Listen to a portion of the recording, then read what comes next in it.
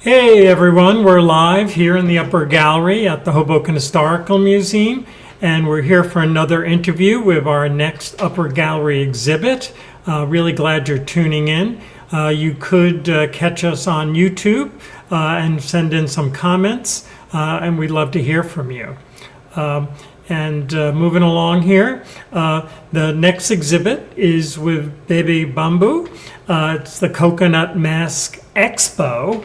And again, up in the Upper Gallery, exhibit runs till the exhibit opens on June 29th with a reception this Sunday and runs till August 3rd. And we also have some workshops associated with the exhibit, which we'll discuss a little bit later. And we are live. We're both on. Let's shake hands, okay? Thank you, Bob. Sure, Amazing. Thank you. Thank you. Maybe we'll just start by talking about some of the imagery that you're going to be exhibiting in the museum. So the best example is right behind us. And so what are we looking at? Okay. So this recent collection is inspired by the coconut mask. And this mask serves a purpose in the carnivals that we celebrate in Puerto Rico.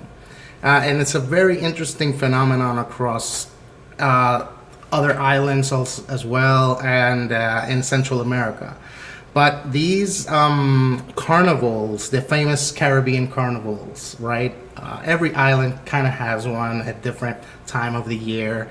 And these carnivals originally started as religious processions.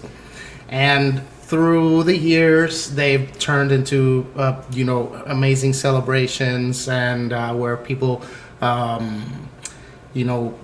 celebrate their culture, their roots, and different aspects of their lives. So you're kind of putting your twist on this. That's true. Because mainly this expression of the culture takes the form of mask making, I think, but you have such a different take on it. Like we're looking, the one behind you with the boombox and the carriage. Yeah. Does that would you say it's a Vejigante character? Yeah. So these characters called the Vejigante. You say it much better. Sorry about that. That's lovely. Right. No, that's great. And this recent piece and some of these pieces in the collection are tributes. And I try to add like a modern context to the Vejigante. Usually when we see them in the carnivals, they'll be dressed in our traditional wardrobe, which is also very colorful. And it serves the purpose of, the festivities. But this collection, I've been creating like these tribute pieces to certain figures of history, Puerto Rican history, and New York also, and influenced by hip hop culture. So it's kind of like a modern twist to the Vejigante as we present him in through the ages, and in the aspects of the celebration, and to also give tribute to a few figures, important figures. And this last piece that we have here with the carriage is an example of that, and it was a tribute to a New Yorican poet who was called Jorge Brandon. And Jorge Brandon migrated from Puerto Rico to New York in the 30s and 40s, and he was known for his poetry writing, and he had the chance to publish some poetry books, but he was considered one of the founding fathers of the New Yorican poets movement, which the city is very, very very representative of the city. All the slam poetry, open mics, and all that. Sure. Well, this particular person was known for reciting poetry in the streets, and he would push around his little cart. Perfect. I was going to ask what the connection was there. He would fill the cart with books or the boombox with the music, and he would push the little cart around, and that would be kind of like his. How would you say? It's like, very direct, like a gift. Oh, and, yeah. Rather than schedule an event, he's there, just almost like a peddler, Right. cultural. and just taking it wherever he felt like it. Right. He was No restrictions. He was known to be more in the Lower East Side of Manhattan, Sure. and he was known to live in that area. And he was one of the founding fathers of the Puerto Rican Poets Cafe. Right. And this was a movement of poetry that was spontaneous because they really didn't have venues for that. And his poetry was in Spanish.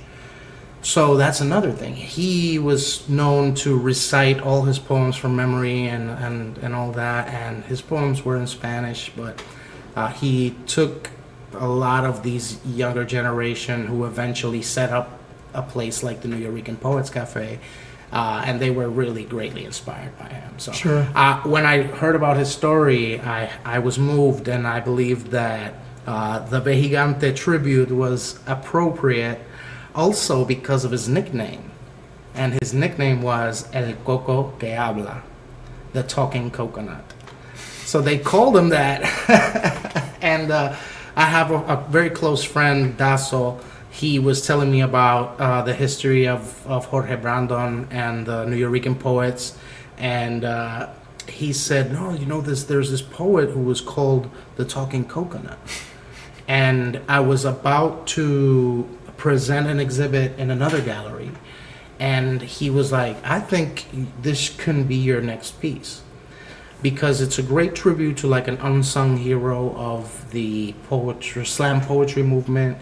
Also Spanish-speaking immigrant in New York City back in the 30s and 40s, and he passed away in the 90s.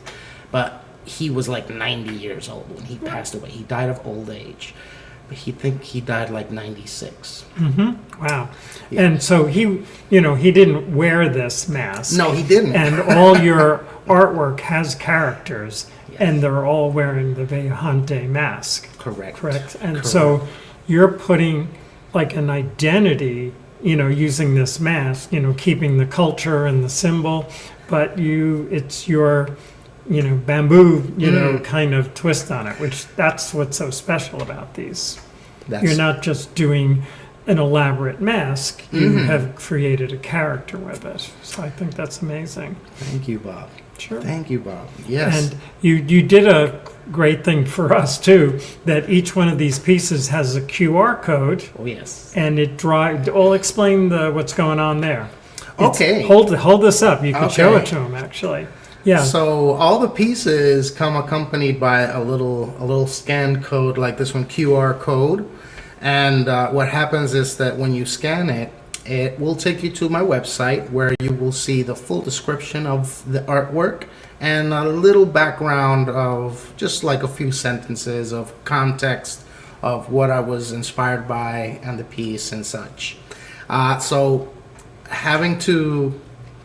when I first started sharing this collection, I was also influenced by like the NFT movement, which is I don't know. a Please explain. non-fungible token. It's linked with cryptocurrencies, which is like... You're turning me off. No, go I'm ahead. so sorry. I know. I turned myself off. I couldn't continue that project because it was a little too elaborate for me. But just having the idea of integrating technology to the artwork. And I'm actually working on some ideas of having the artwork move in virtual reality, which is still a work in progress. But I've seen it done before, and it's definitely a possibility. This collection, since it's a digital artwork, it has that versatility to kind of like upload it into another type of program that could even help me animate the piece. Or we could hear his poetry, I Wow. guess. Oh, yes. So this particular piece, the Jorge Brandon, actually has 2 QR codes because I found a video online of Jorge Brandon reciting poetry. Okay. Of his historical footage of him like in the 80s. And I believe the movie was even done in Super 8.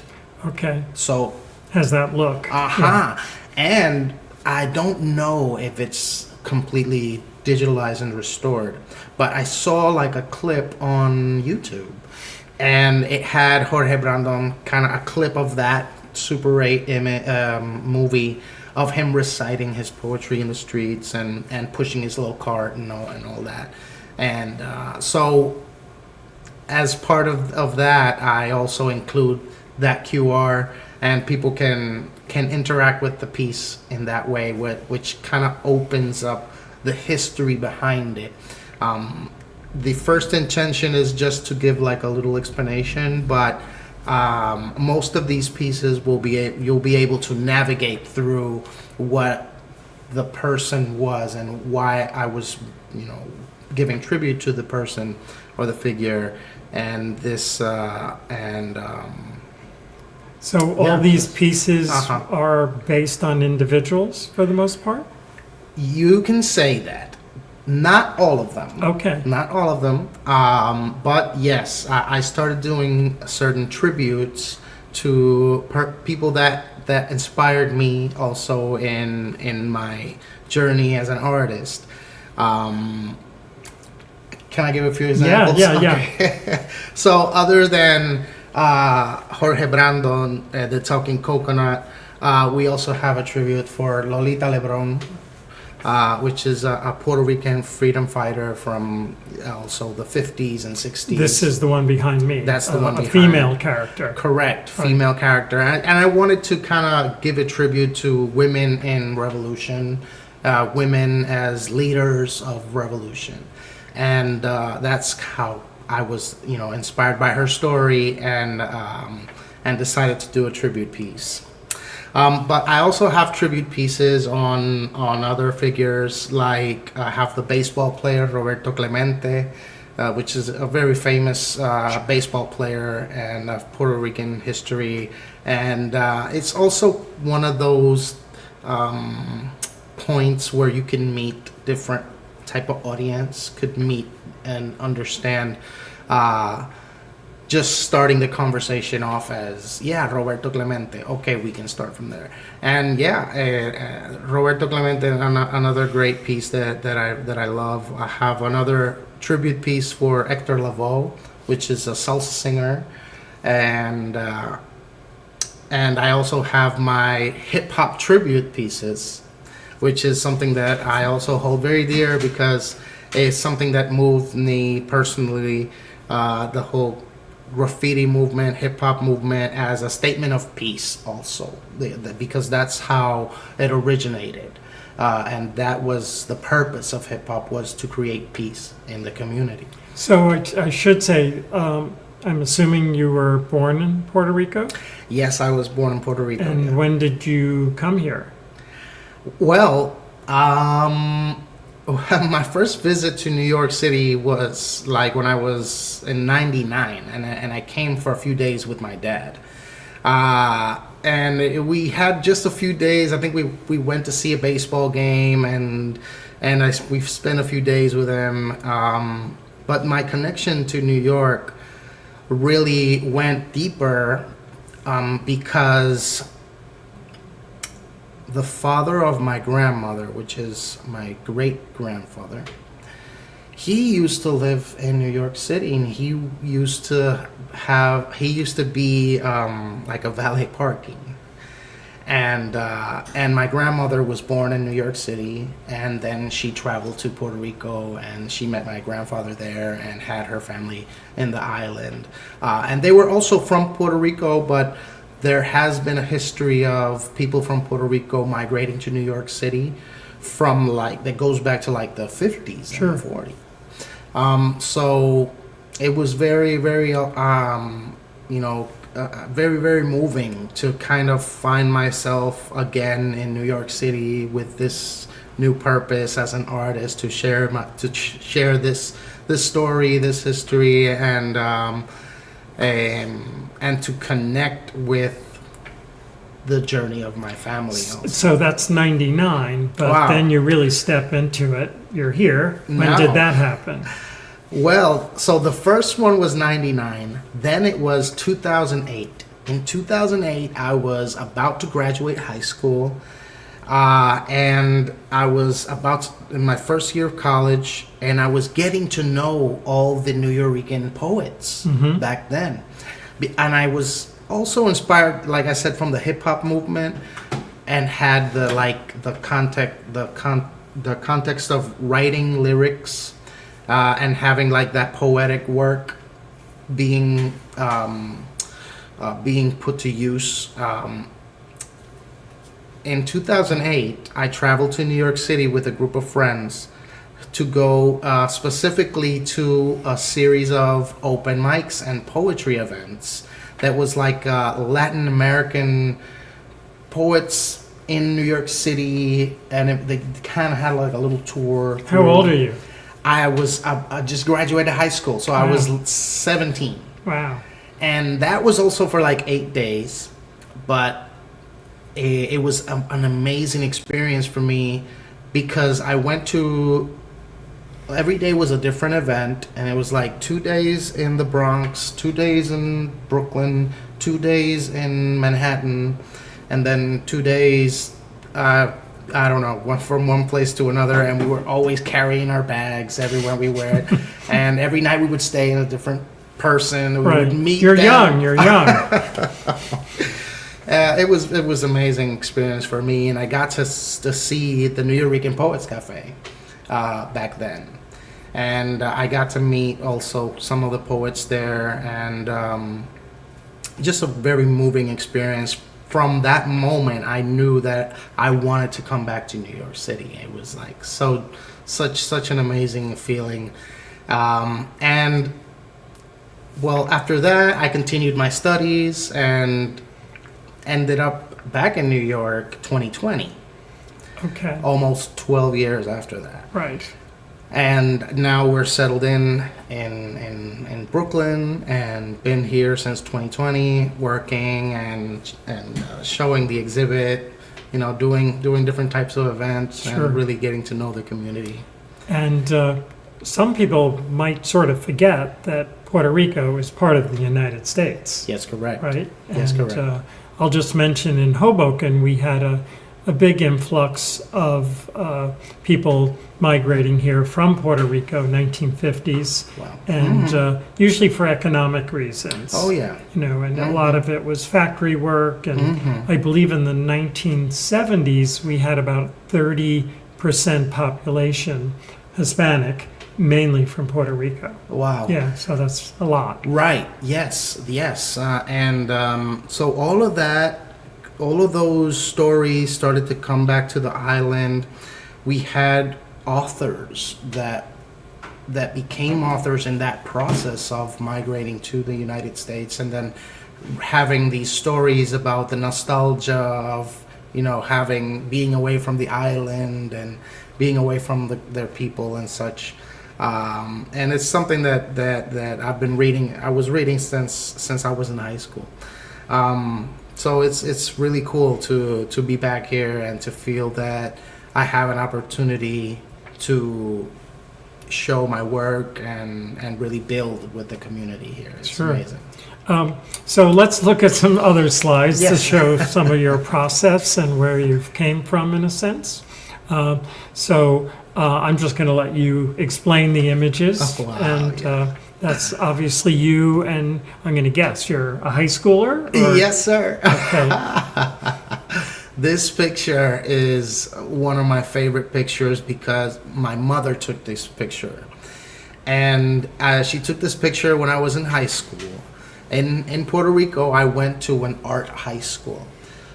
which is a specialized school that's over 100 years old, the school.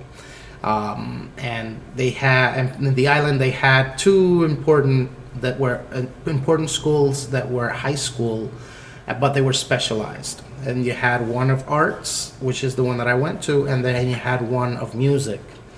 And you had students from 7th grade studying music, doing concert halls and all that. And in the art school, you had them also since 7th grade, painting, muralism, sculptures. So was that government supported, the schools? It was. Right. It's government supported, and it's a public school, but it was still very rigorous.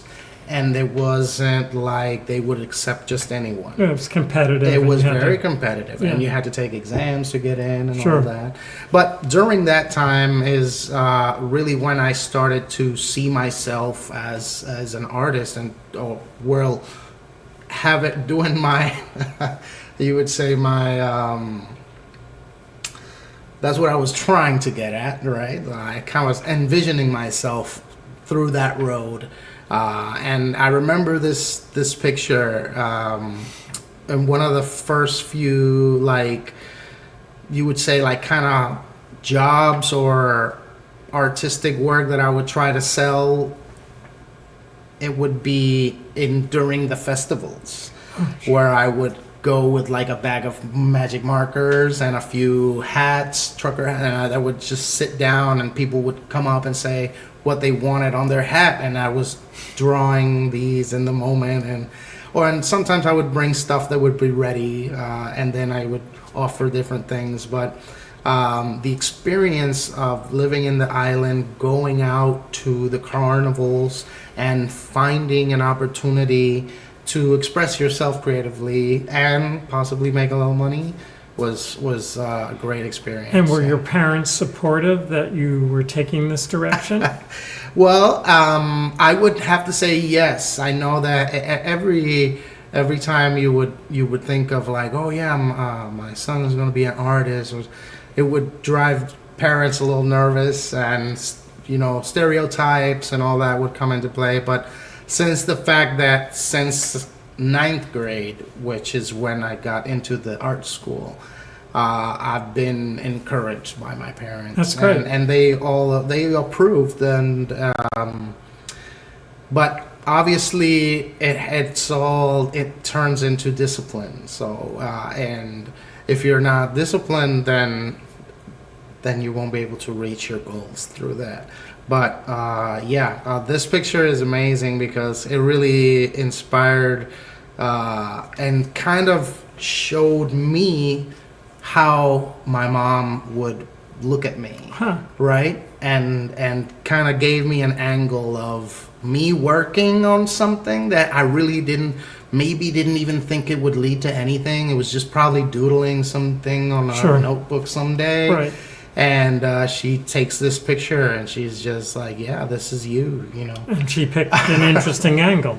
Right, yeah, amazing. She took a great picture there. And are your parents in Puerto Rico?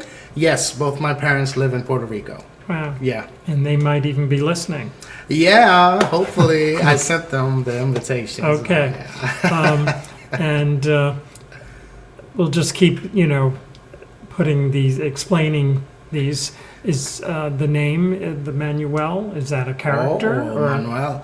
Yeah, so this particular picture is also very dear to me because I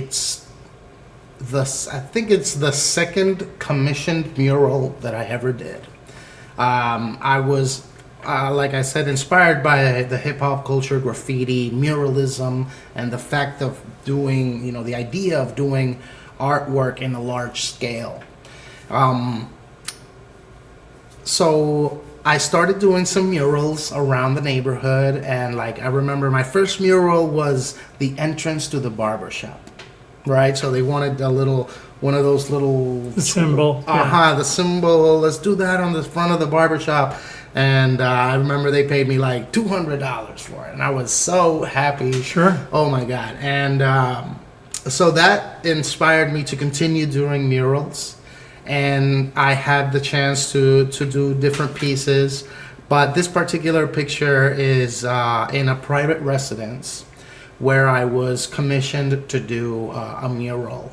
And the owner of the residence, an amazing guy, he is a lawyer and musician, but he's a defense lawyer. So he gets involved with the community in many ways, and he wanted to do a special mural in his house where we kind of recreated the street where he grew up. Huh. So this sign that says Manuel is actually under a street that's called Manuel Corchado. And Manuel Corchado Street is the street where he grew up. So he wanted me to incorporate that into the mural. And it's also such dear memory to me to have that experience and that chance that have somebody believe in you and say, I want you to do something in my house. Sure. Come over, he basically almost gave me like the keys to the house. But Right. yeah, it was just an amazing experience, and it really, really pushed me in a way that I didn't think I would get to that. And to have the confidence of others put in me. So No, especially when you're starting out, and to get Yeah. that encouragement. this had to be like, I had to be 18 years old. Wow. Yeah. And you worked from photographs, I assume, to create the visuals, or? Sort of. In this, now the more recent work, I use more photographs. But before, and when I was doing this mural, it was all by eye. Oh, interesting.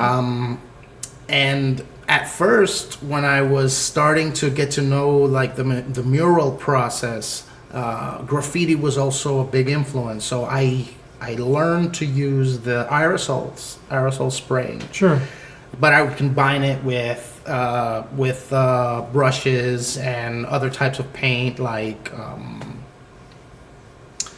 acrylic paint to oil-based paints, but everything for exterior paints. So I really wanted this mural to last. So I was going through like paint for metal and all this that'll have different finishes. So the oil-based paint usually has like a shine to it, and the acrylics will be more matte. And then I started seeing that, these textures started kind of popping up on the mural by using different types of paint. Very, very, formative time in my life. Sure. Yeah. Wow. And then, let's see, moving on. So still in the mural tradition, right? Yes, sir. This is actually an extension of the same mural that I was doing of the street. So this is part of the same wall. Got it. And this particular wall, this is what got the project started. So the person had like an interior patio, and this room that you see here was shut from the inside. It was sealed from the inside, so these windows didn't open. And he had this wall which just had these closed windows, and he said, I have to do something on top Right. of this. And this was the first canvas. And I had to think, okay, what can I do to kind of make these disappear? And that's how we got this composition made, which is one of my favorites also. And here I have a combination of aerosol paint, acrylic paint, using brushes, and the spray cans. Which is awesome. I really, really enjoyed this piece. Sure. We have a longtime listener, Eric Kammer. Hi, Eric. And he's saying very nice. A shout out. Thank you, Thanks, Eric. And I guess we'll go on to the next. Okay, so this is actually the back of the house of my mother's house in Puerto Rico. So she had her house that had a wall that led to the street in the back of the house. So this wall was being constantly graffitied on and or vandalized, or you would say. So I remember I was still in the university. I was maybe like 19 years old, and I had a close friend who was about to move from the island. And he just gave me this box of materials, and he said, "These are for you." Bueno. Thanks, John. Yeah, so this piece is, this one particular is all aerosol spray. So he gave me a box full of cans, and there had to be like $500 worth of cans there. It was amazing. I've never had so many colors. And as you can see, the wall has many, many colors. So what's the code like in terms of tagging? Like you have this beautiful mural. Is it going to stay this way, or do we expect it to get graffitied on top of it?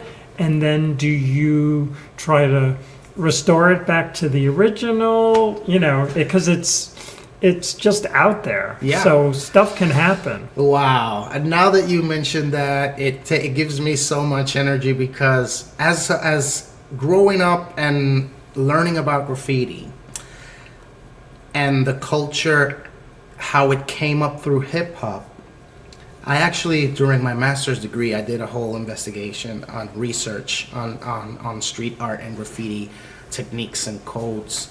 But this is where I kind of got started. And when you do graffiti or any type of street art, the first thing you need to know is that once you finished your piece, that might be the last time you see it. Because street art is for everyone, and it's open to any person walking by and vandalizing it. And graffiti had a very competitive nature to it, and you had people competing over who had their tags in what places, or how high was it on the building. And it's really fascinating, you know, how that goes. But I was learning to understand that these pieces were just temporary. Everything you have in life also, it kind of, it's hard to accept. Wow. And I've always had this notion that if you do something beautiful, probably it would be respected by people who might tag or just, shall we say, add their twist on it. But it's not always the case. Not always the case. And to give you a little context on this piece, this mural lasted around 10 years without anyone touching it. So that means people liked it. People liked it. People Right. liked it. And I remember people like just looking out from the inside of the house and seeing people stop their cars to take a picture of the Yeah, mural. it's a great backdrop, selfies, all that stuff. Exactly, Right. exactly. So it was amazing to see that, see how people were reacting, and to see how people protected the piece. You know, like they knew that, but right at the wall, right in front of this, was all tagged up. So they knew not to come and change that. But a few years back, maybe a little before the pandemic, somebody came in and tagged it. But the record went for like 10 years. Okay. And we have our Vejigante character to the far right. Yes, right? we do. Sure. Yes, we Cool. do. So you start seeing there all that influence that this character has had in my work since very young age. Right. It's just been fascinating to me. Okay. Aha. Is that you? Yeah. Okay. Yeah. This is. I was mentioning to you earlier. I had my trip to New York, 2008. Right. I was fresh into the university, first year bachelor's degree, and I went to New York City with a group of friends to a poetry gathering, with poets from different parts of Central America, but basically Spanish-speaking poets. And they were all kind of had a little tour through the city, going through different open mics and such. And when I was in high school, I started to write by myself. And when I got to the university, I started to go to the open mics. And this picture is actually me in the Puerto Rican Poets Cafe here in New York in 2008.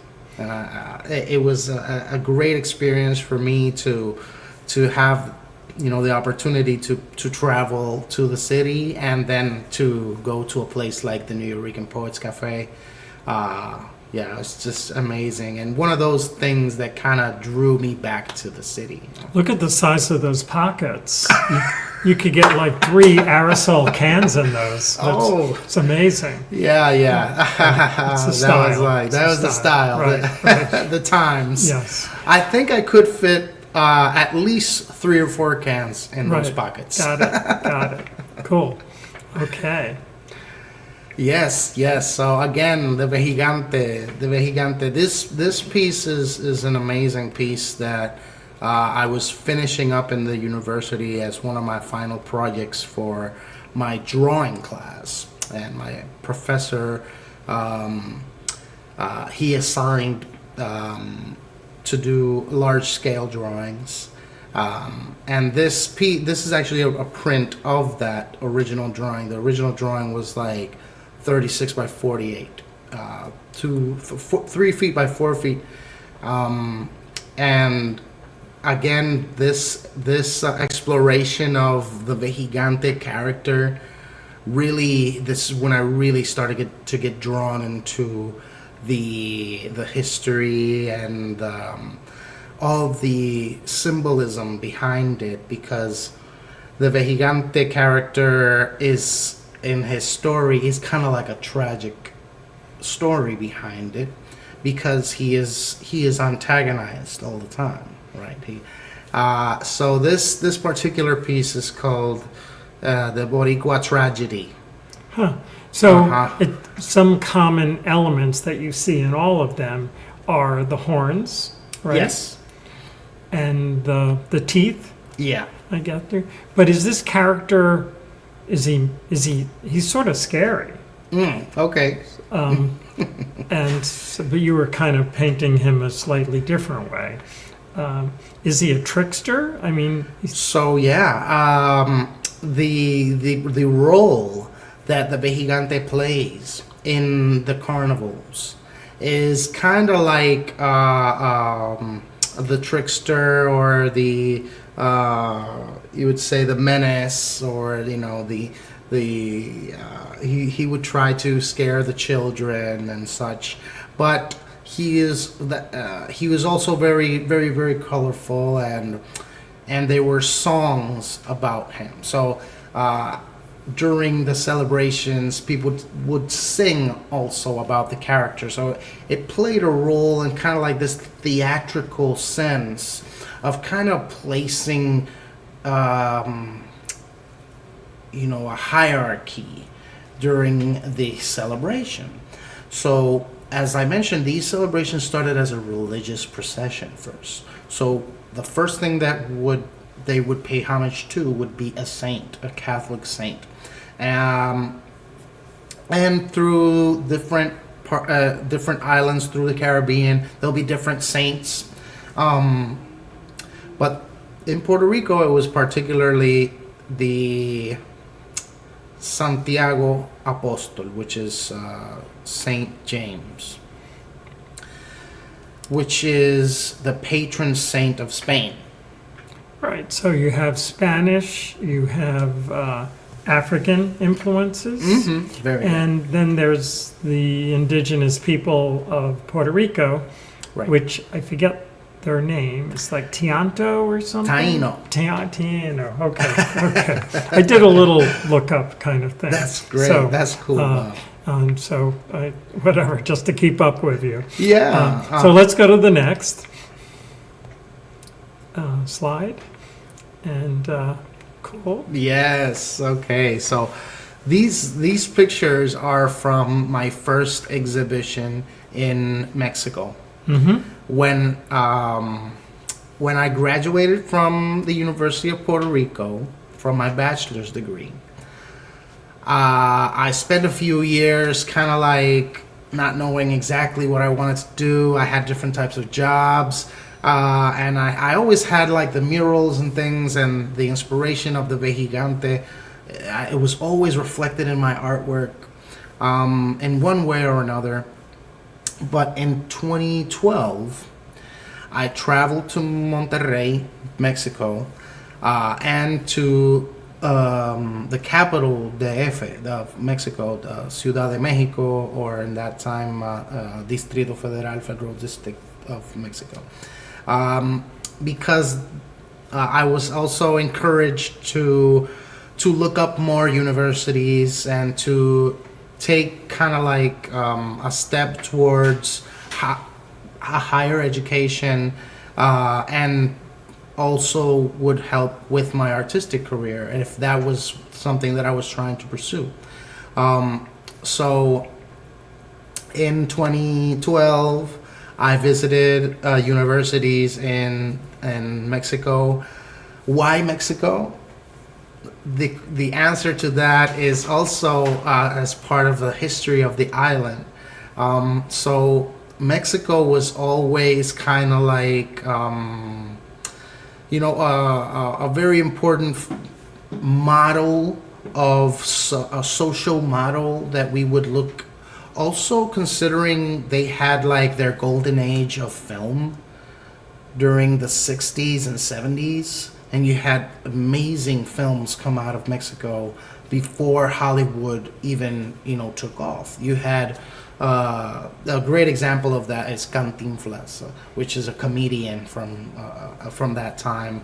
But in the island, we would see a lot of people they had the choice either to study in the United States or to Central America. So, and what determined that was the language barrier. If you had a person that didn't feel that they would excel in an English-speaking country, then they would take this route to Mexico and study there. So for generations, you had people studying medicine because they said, historically had great doctors come out of Mexico, and arts. So medicine and arts was something that we in the island knew that, Mexico was a place to study these things. Wow, this is like all new information. Wow. So it is fascinating. It is pretty good. So, and I see the character, the Vejigante character, you have almost developed that further with some of the work you're displaying here. Correct. I recognize the dancer. Yes, the ballerina dancer was amazing piece that also this was a painting actually first, and I sold the painting, and then I was kind of like, wow, I was thinking like, oh my God, now that I've just sold this painting, I don't get to see it anymore. And I started, to kind of think of alternatives, and that's when I started kind of moving towards digital art and digitalizing my paintings. I had a few set of paintings that I started to either take pictures or try to scan them and digitalize them so I can eventually sell prints on the piece. And then I could sell the original for one and the prints for another price. Got it. So this was actually one of the first pieces that I translated from a painting to a digital artwork. And that must have been like a whole new thing. 'Cause Yeah, it was. You also have a good handle on commercial aspects of your art, I think. And so that would allow you, as you said, to sell Right. limited edition pieces and so on there. And who's the person to your right? So the person to my right is the younger sister of a friend of mine in Mexico, and she bought one of the prints. She wanted the piece, Right. And she was attending the exhibit that day. Cool. It was a great experience. And I guess we're going to move on, though, a little. Okay, sorry. And So here We're starting a mural, I think. yes, starting a mural. So this was my first mural in Mexico. And this was also one of my first interactions giving a workshop. So this mural is in a school in Monterrey, which is in a very, you would say, like a very controversial area, because it was also decimated by violence in Mexico. And so Monterrey, which is where I ended up studying, I was offered a scholarship to study there, so I went with that. But Monterrey is actually 2 hours from Texas, so it's still considered kind of like a border town. So you see, the things that some of the things that you saw on TV and such. But yeah, this particular community was affected by violence, and the children who went to the school also were affected by violence, either their parents or even some of the children themselves. Sure. And when it's a wild, story, because some of the children that took this workshop with me, they either were involved in some way or another with, or their parents were involved. Sure. And it's just really, really, wild to see these young kids, blooming out of those situations. Sure. Yeah. So Eric is asking, did you ever repaint a painting again after selling one? Sort of that multiple, like the dancer. Did you do another painting because you saw people were buying it? Well, that's a great question. Because I didn't replicate it exactly, but the concept, I tried to elevate it. And I turned the idea of the ballerina Vejigante. That was the first piece that turning it from a painting to a digital illustration, then to reinterpreting the piece completely, and now we have it as part of the collection in the gallery as well. Cool. Yeah. Okay, so it's, we're going to move on. Yeah. Yeah, here we go. So this was one of the pieces I did also in Monterrey, right before we moved to New York City, and in a friend's house. This is also a wall that leads to the street, and just another influence there of muralism. Also, Mexico has like an amazing story of muralism itself, and history with Diego Rivera, which Sure. was Frida Kahlo's husband. And he's known for his amazing murals also. Sure. So Sure. that was also something that kind of called me, like, okay, yes, Mexico does have a history of amazing artists, and it's definitely a place to grow there. Yeah. Cool. And are these the kids, I guess? Yes, this was my class, and this was the mural that you saw earlier that I was tracing on. So these are some of the children that were attending the mural workshop that day, and it was just a really fun experience for me. It was actually the first workshop that I ever gave in a school like that. And since that moment, I knew that it was an amazing opportunity for me to share this knowledge and to share kind of this possibilities of just reaching something different by expressing yourself artistically, and how that could help change your view on Sure, things. transforming a wall and making it beautiful rather than those two air conditioners coming out. Of course. And you had all those kids painted? Yeah, so it was. How do you control that? It was crazy, It but must be. we did a little dynamic where we didn't have brushes for everyone, so they kind of had to take turns. And share brushes? And Oh my share God. brushes. So it was like 20 minutes with this group, and then we'll change. Everybody get hand out. Keep the same color. Uh-huh. Oh, And I wow. would kind of help them out and point out the areas where they could. So you make it work. Yeah, we made it work. Wow. I didn't finish the mural in one setting. I had to go back another day and Right. do the finishing touches Cool. for it. Yeah. Okay. And Yeah. you're doing some poetry or? Yes, sir. So this picture is from one of my, or I think it was the first exhibition of the whole collection.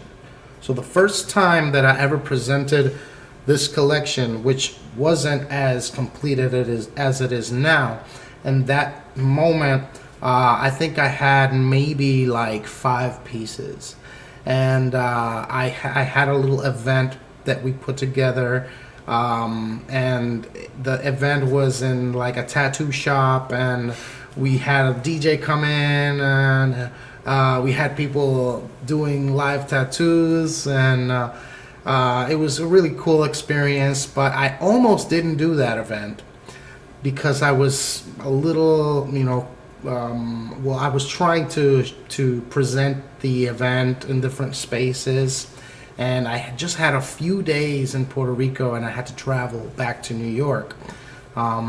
But I had an opportunity to put the event together, and during this event, I always like to incorporate the spoken word, the live music, and kind of create an experience around the event. So not only having the artwork up, but creating a happening during the at least during the opening. Right. And I would have my friend poets come in, and of DJs, and we would rock it out. So we haven't really planned anything like that on Sunday. I know we never discussed tattoos, but it's not too late though. We might get something going. Oh man. Okay. Oh yeah. So that figure looks familiar in the background. Right? Aha. Yeah. Okay. So yes, correct. This piece is an amazing piece. Also, that's been, it's been created more than once, and every time we've shown it, people would try to buy it. So this particular picture, the girl next to me, she bought the piece. We had it in a gallery in Brooklyn, 2024. No, it was December 2023 to 2024. So it was in a place called the Muse Gallery in Bushwick, and I had the opportunity there to do a little event, and yeah, this amazing person came to the event, and she was just amazed with the pieces, and she really connected with this particular piece. She was also of Puerto Rican descent, but raised in New York City, so she kind of felt she didn't have that connection to her history, and the pieces really spoke to her, and she was really moved, and she bought the piece. She took it home that day, and later on I started to kind of dig in some of the symbols in this piece. The piece itself, I was told by another person that it holds a parallel to certain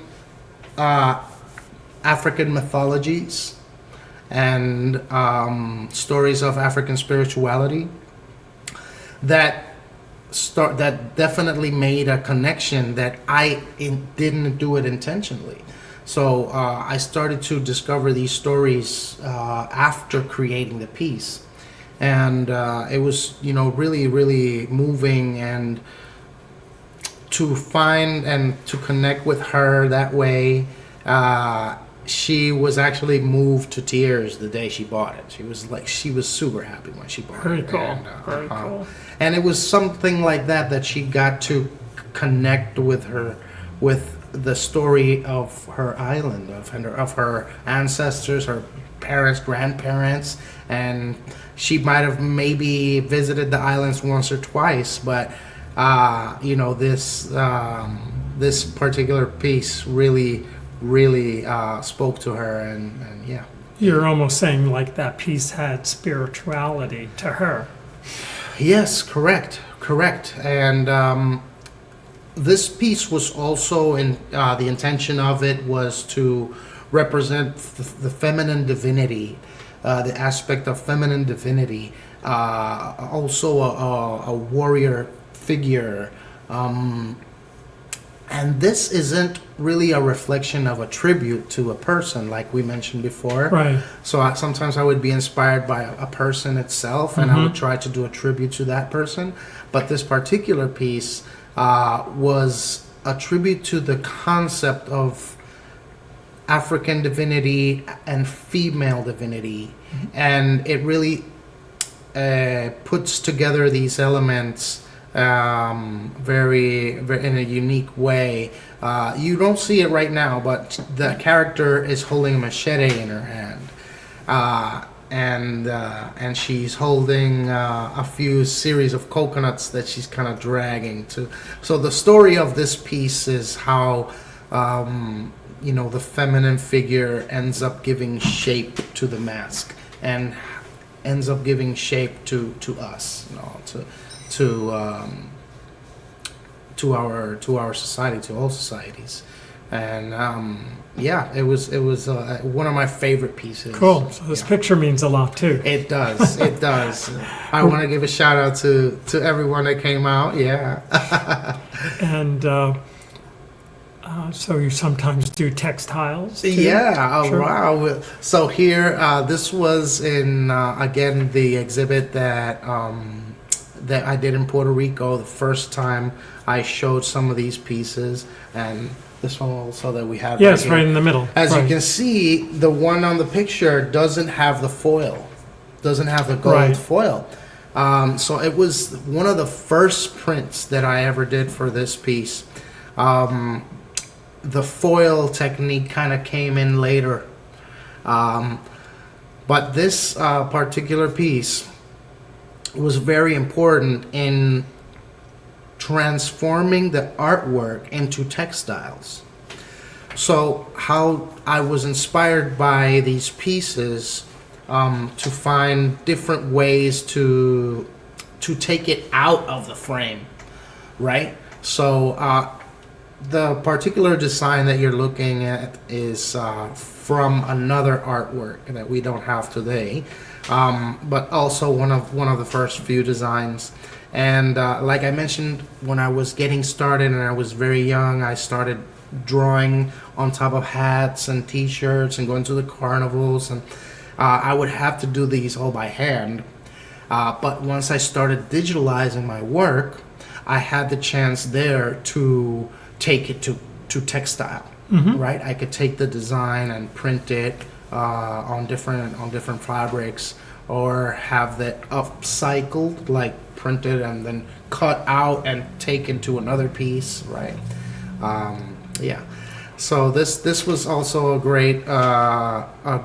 great moment for me, because I met Cristina, who you see in the picture. She's also an artist from New York City, New Rican, but she was born in New York and visited Puerto Rico that day, and she ended up in my exhibit. And afterwards, we started connecting and talking, and eventually she invited me to a whole bunch of other events later down the line here in New York. Cool. So cool. it was an amazing moment to connect with somebody from New York in the island, and it was like, oh yeah, I have to travel back to New York City. It's like, oh, you live in New York City? I live in New York City. And that's how, this project really started to blossom, also because of the support I got from all these other people. Got it. Let's see. Moving. Okay, there's our favorite character again. Oh yes.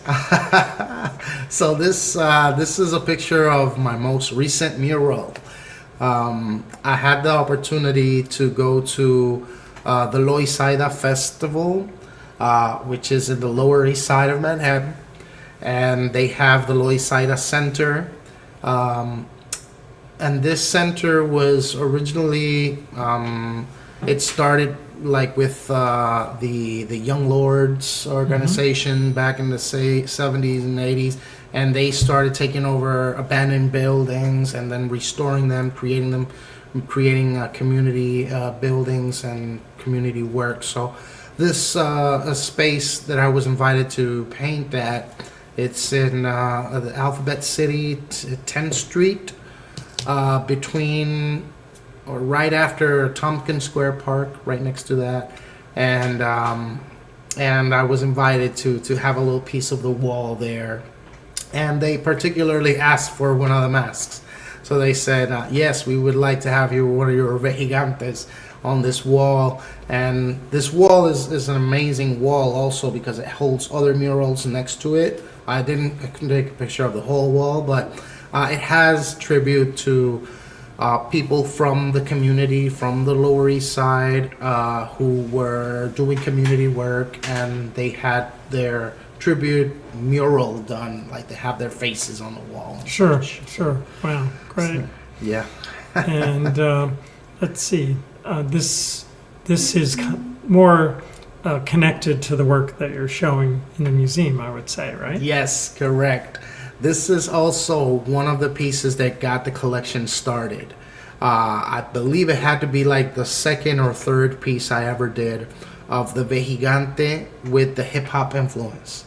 So this is where I really had the chance to kind of like blend those two ideas in a very different way, because I wanted to give the Vejigante a modern look. And the Vejigante, like I mentioned, is usually a figure who's being antagonized. And I made the connection to hip hop culture, and how that is sometimes misunderstood. And I thought it would fit perfectly. So here I have the whole influence of the b-boy dancers, and all these dance movements also that are also a reflection of the African history and the African influence in the island, and all the Caribbean too. Since hip hop has those influences. The balance in that character is pretty amazing. So, enjoy Thank that. you. Sure. Thank you. Yeah. And our next slide. Okay. Wow. So we are kind of ending up. Is there anything else you wanted to add? That you're a great conversationalist. I think you probably would be a great teacher if you want to go in that direction. Thank you. So it's a really good conversation. Thank you, Bob. I appreciate that very much, and I appreciate the opportunity to connect with the audience here and to bring my work to the Hoboken Historical Museum. Is definitely a huge of huge importance in my life and of my artistic career. I wish you lived a little closer. That's the only thing.